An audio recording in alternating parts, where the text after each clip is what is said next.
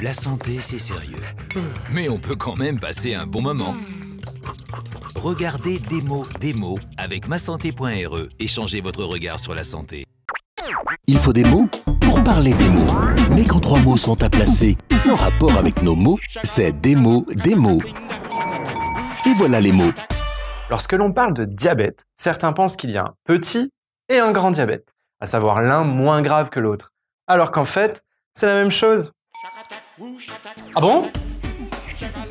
Il existe en fait 3 principaux types de diabète.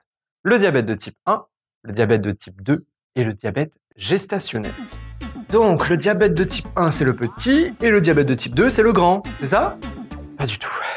Le diabète de type 1 apparaît pendant l'enfance. Il est dû à un défaut de sécrétion d'insuline. Ah oui, je me souviens. L'insuline, c'est l'hormone qui régule le taux de sucre dans le sang. Bravo! Yes! Je suis prêt pour le concours de médecine! Et le diabète de type 2 apparaît à l'âge adulte.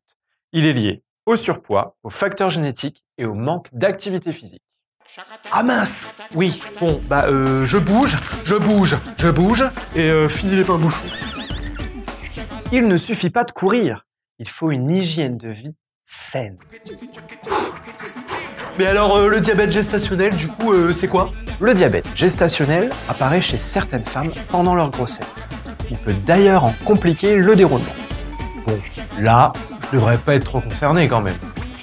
Beaucoup de personnes, même ici à La Réunion, pensent qu'elles ont un peu de diabète, ce qui ne veut rien dire. Il faut savoir que dans les premières années, un diabète est asymptomatique, c'est-à-dire sans symptômes. Mais s'il n'est pas traité dès le début, les symptômes arrivent et là, ça se complique. Ah non, promis, je vais me faire soigner.